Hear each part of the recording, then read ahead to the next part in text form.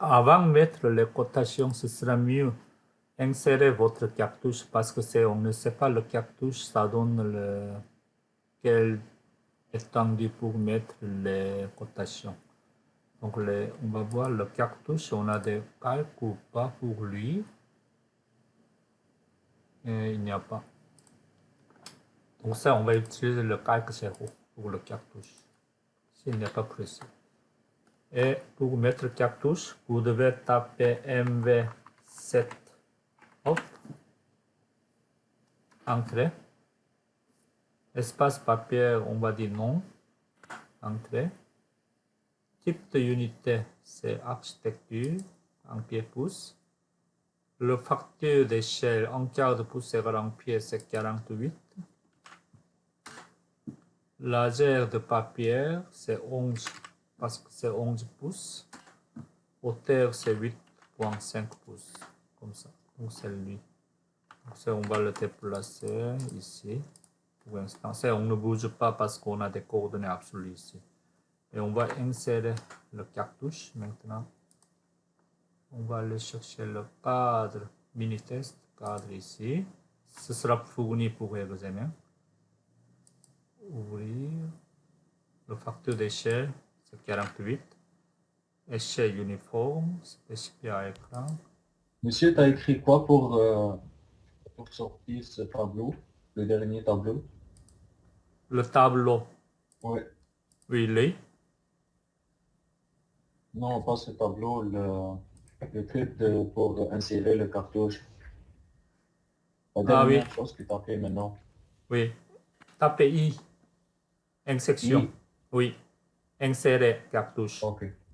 Insérer Ok. cartouche. Allez chercher votre cartouche ici. Et ici, il faut cliquer sur échelle uniforme et mettre le bon facteur d'échelle, entrée.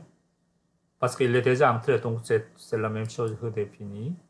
Bon. Et vous allez Ouais. mettre ici et déplacer ce coin-ci avec F, comme ça, comme ça. Et maintenant, vous allez mettre votre cartouche, et comme ça, à peu près, comme ça. Ça, vous pouvez le supprimer. Ça, on n'a pas vraiment besoin. Comme ça, et on va voir ici, et on va mettre les cotations. Clique la cotation ici, et rendre courant, cotation linéaire, et maintenant on va le mettre à partir d'en bas, comme ça, et jusqu'au milieu, comme ça.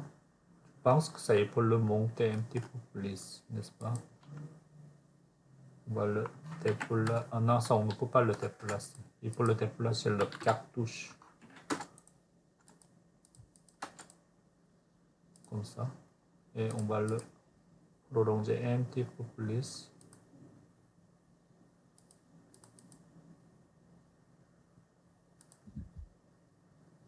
Comme ça. Et ensuite, jusqu'au centre.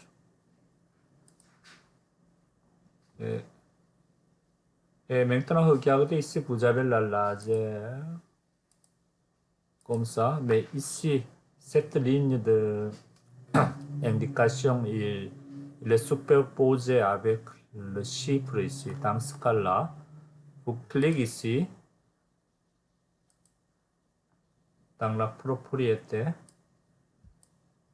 allez chercher dans le texte ici, couleur de remplissage de texte, clique, allez chercher arrière blanc.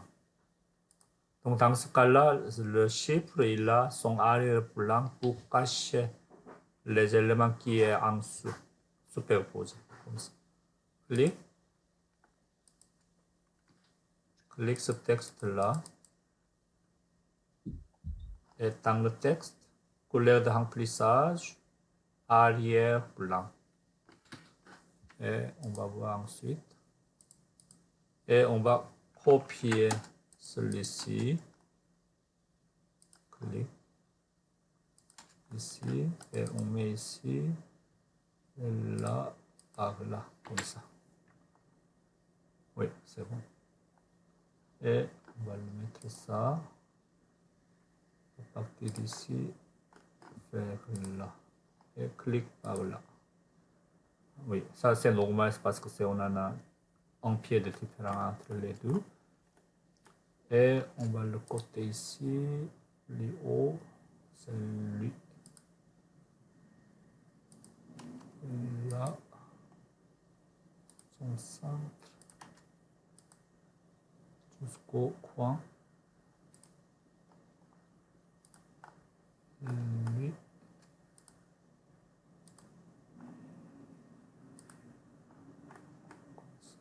Et là, donc c'est lui, 2 pieds 2, comme ça. Dans ce cas-là, vous allez faire COR, entrée, clique la propriété de cette rotation et appliquer pour lui. Ou bien cacher une ligne, la ligne ici. Et en haut, on va débuter à partir de lui cette fois-ci. Et là, clique, clique. Pour avoir la même hauteur, il faut cliquer par là, comme ça. Et regardez ici encore une fois. Clique, clique. La même hauteur, soit là ou soit là. Ici. Clique. Et en haut. Comme ça. Et jusqu'à l'autre milieu ici. Et notre ici. Comme ça. Et COR, entrée. Clique. Et pour cliquer ici. Là, ça on peut le laisser ou cliquer là. Comme ça. Et je pense que c'est tout. Le 45 degrés. Angle. Clique. Et jusqu'à là. Comme ça. Et je pense qu'il reste lui R5. Donc c'est lui, ça, rayon. Non, c'est rayon, oui, c'est rayon. Comme ça. Vous pouvez mettre comme ça. Ou c'est vous allez créer. Non, c'est vous devez créer en. Comment il s'appelle? Comme ça, oui. Vous devez créer en. Comment il s'appelle ça? Attendez. C'est ligne de repère ici. Ligne de repère. Celui. La hauteur, c'était 4.5, n'est-ce pas? Ça, on va le modifier après. Comme ça, celui. La hauteur de texte, c'est 4.5, le texte général. C'est ça. Et la flèche ici, c'est trop petit. Donc, en général, c'est 48 fois plus grand, ce sera correct. Lui ici. Non. Non, c'est trop grand. C'est à l'œil, ok. Comme ça. Et on met ici.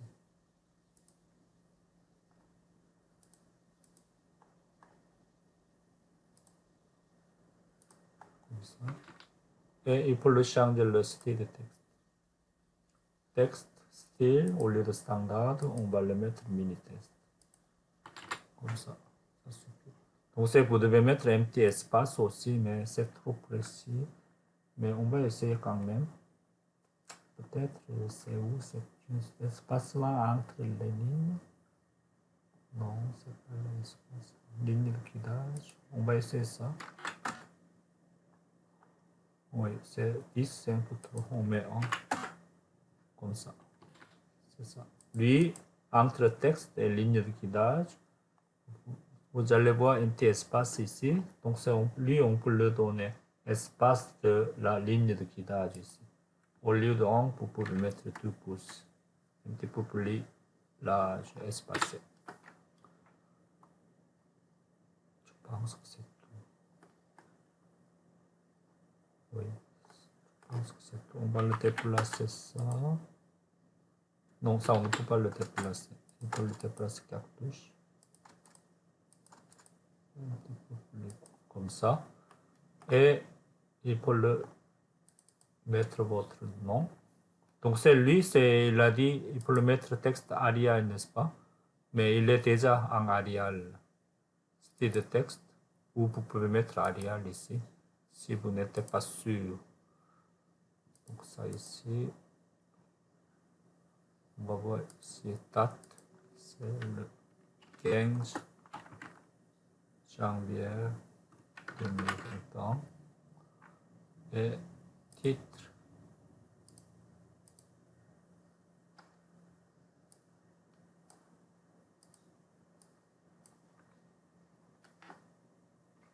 Titre c'est chalet d'été. On va taper chalet d'été. Et ensuite, nom de module. Oui, ça on peut le laisser. Quelle échelle? Ça il faut l'écrire, n'est-ce pas? En quart de pouce égale en pied. Je pense que ça, ici on va écrire comme ça. Un quart de pouce égale en pied tiré au pouce. Et dessinez par votre nom, numéro de groupe, 023, comme ça. Bon.